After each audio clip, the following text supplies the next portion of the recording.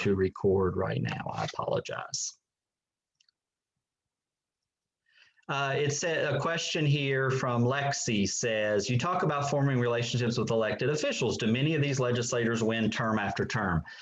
The answer to that is oftentimes yes, not always, but especially at the state legislature, my experience has been that you're oftentimes going to have legislators who serve numerous terms while in office. We don't have term limits in North Carolina at the state level. And so sometimes you'll find state legislators that stay in office 10, 15, 20 years. Other times those stints are shorter. But I do think that oftentimes that's the case. And even at the local level, I mean, we all know the story of those local mayors that have been mayor for 30 years. And so, you know, regardless, I think it's good to try to form those relationships, but I will say that there's a good chance that those folks are going to be there for a while. Or let me also say, and Greg might have 2 cents to add on this, I cannot tell you the number of times that I have formed a relationship with a local elected leader, and before you know it, they have gone on to another position of power. And so you've already formed that relationship, and then before you know it, oh, they're in the state legislature or they're in another position. I remember you know, a very powerful state representative when I got to know him when he was on the school board in his local community. And I didn't know that someday he was going to be this powerful state legislator, but we just started, you know, you start to form a relationship and get to know people, and those relationships can transform over time.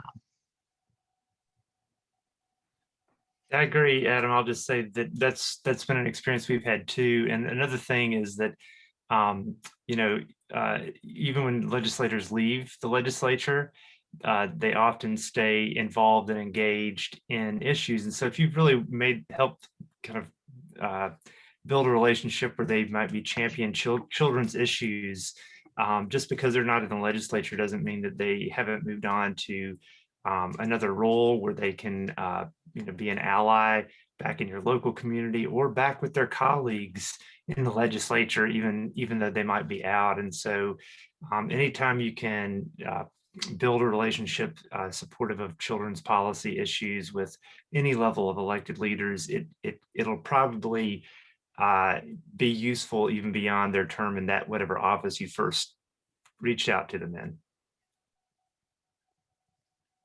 Absolutely. So I think my takeaway from this would be, you know, get to know who your elected officials are, share that information with others, try to set up a meeting and have a conversation, perhaps with a state legislator or someone like that, to get the ball rolling. In your experience, I get a couple questions here. Is evidence-based demonstration projects related to children and youth from other states acceptable to support representations to North Carolina public policy makers? I think that it's a mixed bag. You know, I think that it depends on what is the project, what state is it coming from, what were the circumstances around that. I've seen that type of information be accepted readily and have a positive impact on the debate. And I've also seen it be dismissed, to be quite frank.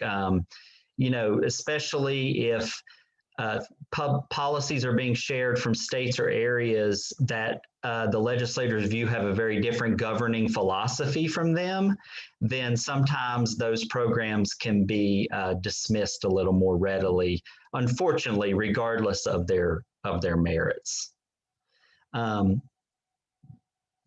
Might want to, the relationships not being party. Yeah. So the other thing is that, you know, building these relationships and having these conversations needs to be nonpartisan. I mean, and that's where, of course, from my standpoint, from Greg's standpoint, from all of our standpoints, it's about the issues and what can we do to create a better environment for our children.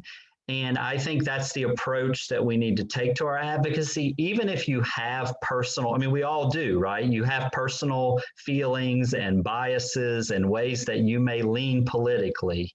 It's important that we just come in a straightforward manner when we're trying to build these relationships. And And my experience is elected leaders understand that. I mean, we all know, in some ways where we stand on things, but if you're able to just focus on the merits of what you're talking about, I think that's the best way to try to get results.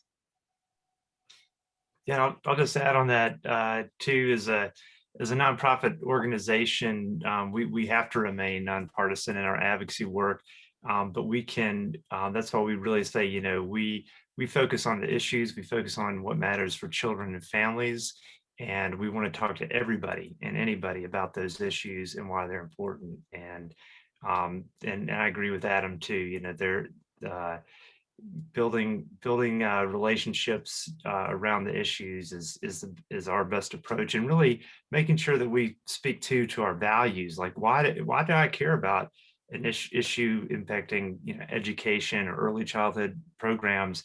What's that core value? And so we really encourage folks to lift up, like, I value opportunity for kids. I want kids to be able to reach their fullest potential. That's my value. And I think when you show up and talk values and focus on the children's issues, it gives you a wider kind of listening pool to talk. Absolutely. Another question, and then we'll move on to talking some about some of these key issues that we're looking at. But how can we identify the appropriate legislative committees for child and youth advocacy? Again, we can follow up, but some of the committees that we always, in the North Carolina House, for example, there is a Children, Families, and Aging Policy Committee. So that one has a lot of issues. There's Health and Human Services committees on both the House and Senate side, which deal with a lot of children's issues. There's education, K through 12. There's a whole variety of committees that deal with issues related to kids. And some of it is keeping an eye on what legislation you're interested in and seeing how that moves. And feel free to, again, utilize NC Child or Children First, Communities in Schools, or other groups as a resource in navigating that as well. Greg, you want to chime in there at all? No, I'll just say that I was just going to say, please use NC Child as a great resource in navigating that. That's what we do. And really, when the legislative session is underway, sometimes it doesn't just make immediate logical sense why a bill gets assigned to a different committee. So you may go, well, this is a children's bill. Why didn't it go to the Children and Family Policy Committee? Those are political decisions, as Adam mentioned earlier. The president or House Speaker really have a lot of kind of power and influence on how those bills get assigned and why, and kind of how they get set up in that process. And so having a great organization like NC Child to kind of highlight the bills that you need to pay attention to as a child advocate and then tell you what committees they're in, I can't say enough about how important that is as an advocate to kind of link up with a great organization like NC Child. Yep. And we will, before we get off at the end of the hour, talk about a good way that you can stay updated on a weekly basis, which is our weekly legislative update calls. So now I wanted to transition to talk about a couple key issues related to children and families, policy issues that are happening right now in North Carolina that you might be able to get involved in. And these issues also are on the NC Child 2021 legislative agenda. So what I'm going to do is I'm going to share the screen here related to our legislative agenda. Hopefully you're able to see that there. And I'm going to turn it over. We're not going to have time because, by like we want to leave a few minutes for questions. And by 1:55, we want to be able to talk about next steps and then, wrap it up. So, we will share this after the webinar today, of course, this agenda, and it lays out issues related to everything from early childhood to health, as I'm scrolling through it, to child welfare, et cetera. And these are all issues that we're watching and we're hoping to see progress on this legislative session. But since we have limited time, why don't we just start off with the top one here and talk on that, because there's so much, I mean, we could spend days talking about just early childhood. But just to lay it out for Greg, and he can talk more. And Greg is a leader on this, y'all, too. I mean, so utilize him, especially in the western part of the state, as a resource. But our child care system in North Carolina, historically underfunded, not enough access for children and families who need child care services. The pay for providers is really low. There's a lot of things that need to change with the system. We've got a big opportunity right now to make some headway. Namely, we've got over $1 billion in federal American Rescue Plan money coming down the line to North Carolina just for early childhood. So that's going to provide us a big boost. Plus, if we're able to convince the state legislature to invest more in a sustained way, we can make a lot of progress on this moving forward. So that's kind of the big picture, but I want Greg to talk about in particular just maybe an issue or two that are moving in the legislature and how we might be able to make something happen there. Thanks, Adam. Very exciting week this week. We had House Bill 574, which goes right to the heart of this issue at the top of the NC Child legislative agenda, which is setting the market rate for early childhood education subsidy at a statewide average. And for those of you who haven't wrestled and bushwhacked through the weeds of early childhood child care subsidy market rate policy for the last decade, the short version of this is that if you ran an early childhood center, and many of you, a lot of these are housed in churches, so it could be that you actually are in a church that runs a licensed child care center, and you do have a good bit of experience with this. But across the state, our state would set the rate for this child care subsidy program, which is a jointly funded program from federal government dollars from the Child Care Development Block Grant that gets sent to our state, and then our state would allocate dollars to match up with that, and then send it out to all 100 counties. And this program goes to families that are identified as income eligible, have a child, eligible age child, eligible income, or in school. They can be working or in school. And the idea is that because the cost of private childcare is so high, and at times it can be more than what you would pay for tuition at one of our university system schools, and so an enormous expense for families, but yet so critical to keeping families in the workforce, providing. We know the research shows what a high quality environment does for the child. And our providers who do this work across the state were getting reimbursed just at a wide range of rates for children that they served in this program. And so it could be that a child out here in a Western county, who is going to like the same 5-star licensed center, was still getting reimbursed maybe maybe $300 less than a child maybe say in Orange County. And so for the provider who's trying to run that service and still meet those high levels of quality that we've really set the bar for in North Carolina, the economics just were not working. And so we're seeing a lot of providers, even before the pandemic, struggle to keep serving children in this very important program that is very needed. In fact, we need more children on it, not less. And so with the pandemic, it really has raised the issue too of just the economics of running a center and how difficult that is. This bill will create a state market rate floor, so there'll be a new minimum. And for 98 counties, I believe, Adam, it will result in an increase in the amount of money that children that subsidy program brings in per child to the provider. So it is a huge boost. We hope that it will help shore up providers and provide a more equitable rate so that providers can kind of shore up, their financial economic model for running a child care center or a family child care home. Both of them are benefit from this. We're so excited, and it passed out of its first committee hearing on Tuesday. It's still got a long way to go. And back to that Jamboard we did, whoever put on their kind of long haul work or overtime, this has been an issue that advocates out here in the West have been working on for about 14 years. So we're long haul on this, and it is exciting to see it now at a place where we could pass it. As Adam mentioned, the federal dollars are there to make it happen. We've got the money. I think we've got a new level of awareness of the importance of early childhood programming, and providers have been extremely vocal about how hard it is to keep their doors open. So kind of a perfect blend of things that we hope will lead our legislature to really get this across the finish line. Absolutely. Well said, Greg. And it's like we talked about before, being nonpartisan. I mean, this is a bipartisan legislative effort so far, which is wonderful. That's what we want to see.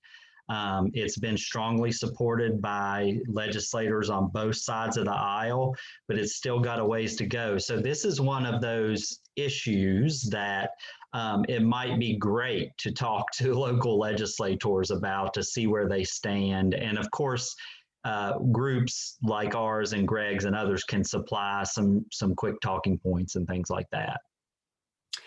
And Adam, I see a quick question in there about the different expenses in different parts of the state.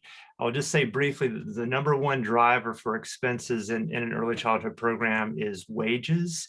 And yet we don't see a wide variety of wages across the state. Statewide average is about $12 an hour.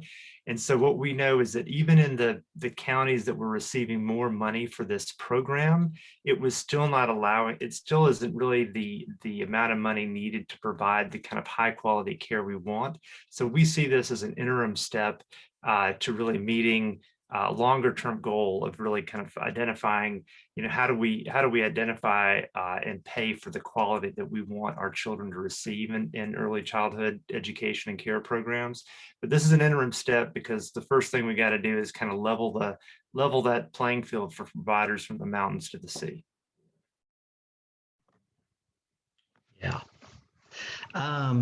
So I see so let's just open it up for questions here for a few minutes, some discussion. Again, as I mentioned, you can view the 2021 NC Child legislative agenda, and we'll share that after this webinar and see all of those issues that we're supporting. But looking at some of the questions we have here, after 1 year, what effects have Raise the Age had on kids and families in North Carolina? Very good question. This was one of those long haul advocacy efforts that folks worked on for a really long time. If you're not familiar with this, North Carolina used to prosecute 16 and 17-year-olds as adults, no matter what the crime was. If they stole a bag of potato chips or what have you, they were prosecuted as an adult and put into the adult system. We changed that. We were the last state that used to do it that way. We changed it, and now the majority of 16 and 17-year-olds, 90+%, who are arrested are now treated as juveniles and serviced in the juvenile justice system. So far, so good as far as the implementation of that. There was some funding that was also provided to help assist with this transition. Of course, we're always keeping an eye on the further funding of that and how the juvenile prevention councils, do they have the money to have the services that they need for juveniles, because we know there's more kids coming into the system. However, I will say that overall, the number of children referred to the juvenile justice system has gone down quite a bit over the past 9 months or a year. And might you guess why that is? Children have not been in school, and about half of all referrals to juvenile justice come through the school system. So while that number has gone down a lot, I think this is one of those things where the pandemic is really giving an altered sense of where we're at. But overall, we're pretty happy with the progress of that so far. Update us on the Leandro case. So, I mean, I'll just, most of y'all probably know, a judge in North Carolina many years ago, back in the 90s, right, said that North Carolina was not meeting its constitutional mandate to provide a good quality free public education for enough kids in our state. So that was over 20 years ago. And ever since then, it's been this discussion about like, well, okay, how do you fix that? What rules are we operating under then to make this change? And what is the judge holding the parties accountable for? And there was recently a renewed series of decisions, and that's still ongoing now, to talk about an implementation plan to really try to make the ruling of the Leandro case stick. My feeling is that I don't. This is Adam. I think that if you don't have real consequences for not following the judge's order and the judge's law, then it's not going to change. And I don't understand where the rubber's going to meet the road in that sense. If it's just a recommendation of, well, you really should add $600 million a year in education funding in North Carolina to meet this mandate, that's great and all, but it ultimately still comes down to a political decision at this point. So I don't know beyond that. The North Carolina Justice Center Education and Law Project is a wonderful resource that can tell you everything you want to know about Leandro. And Adam, I'll just add quickly, though, the one thing about that, the kind of recommendations that have come out of it, though, I think is it does, as advocates, give us some real specific things that we can get behind and say, these are the kind of investments now that have been court approved, I guess is the word. Correct me if I'm wrong on that, Adam. But these would remedy and kind of meet the muster, even though we don't have that enforcement power right now. Getting advocates to know what's in there and what we should be asking for, I think has given us a little boost of kind of energy and opportunity, even though I agree with you too, without, real enforcement mechanism, what can we expect at the end of it?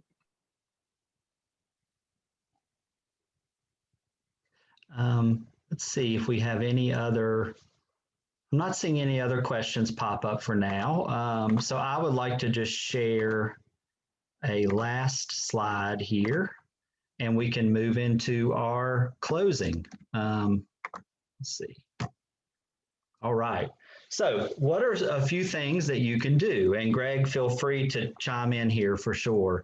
Of course, there's lots, and we'll continue this conversation together, but a couple of things. Join the North Carolina Child Advocacy Network. If you click on this link whenever you get the slides show sent to you, or if you go to our website, you can go ahead and join. There's no dues or fees, but it'll get you on our email list. And once you're a member of the Child Advocacy Network, you will get notices about these weekly CAN legislative updates that we do during the legislative session. So every Friday during the session from 11 to noon, we talk about what's happening in the legislature, and we focus in on a key issue or two. For example, this Friday, we'll have some of the sponsors of that bill Greg was talking about, House Bill 574, who will be on talking to the group about the importance of that. The next thing that you could do is download the North Carolina Child Advocacy Toolkit, check that out, read it over, think about some of the things in there, some possible ways you could advocate. And another thing I'd put on here is contact your state legislators about a key issue and encourage others in your congregation to do the same. If you've never reached out to a state legislator, go for it.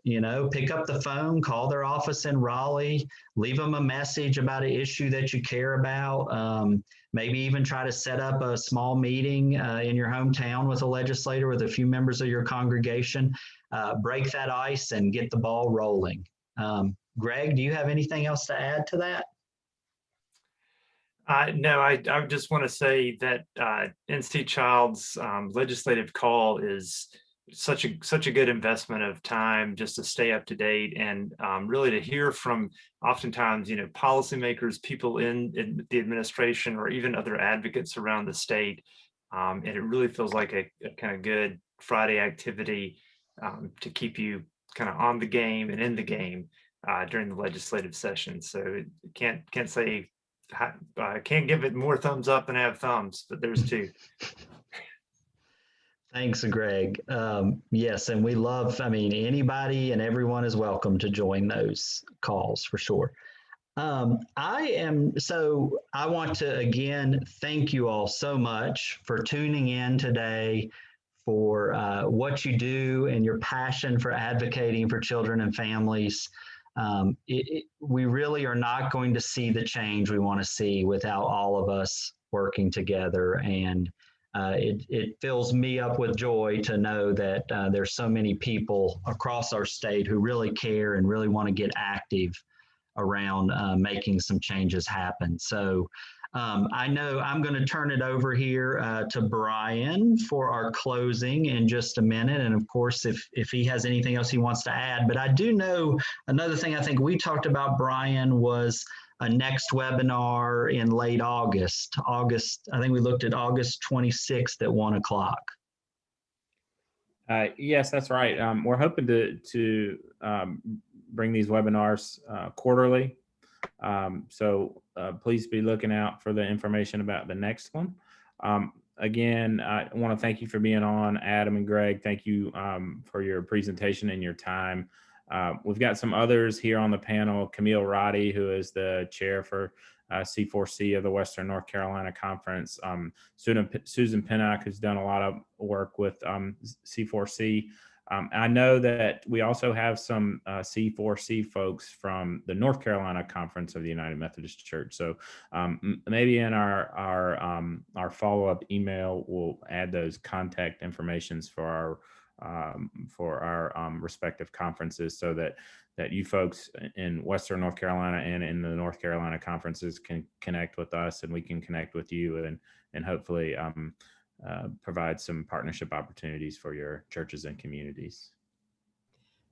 Brian, I'm going to jump in. I've been getting side questions about wondering about the stand of the Western North Carolina Conference. And what I would add is that this advocacy component is something we've also worked on for quite a while. And after we proposed legislation in the last conference that we were together, annual conference around child poverty, our goal was to begin with some advocacy work. There is not a policy that the Western North Carolina Conference of the United Methodist Church or an agenda that is being pushed. Our hope is that each church will get involved, will look at this information, look at the issues, and will find their prophetic voice in the areas that they're called on behalf of children in their communities and in this state. So thank you. Again, thanks so much for your time, and look out for follow-up information from us. Thanks, everyone. Again, we'll be sharing all this information, and we look forward to being with you in August. But between now and then, of course, feel free to call upon NC Child or Greg with Children First Communities in Schools as a resource. Bye, everyone. Have a good day. Bye-bye.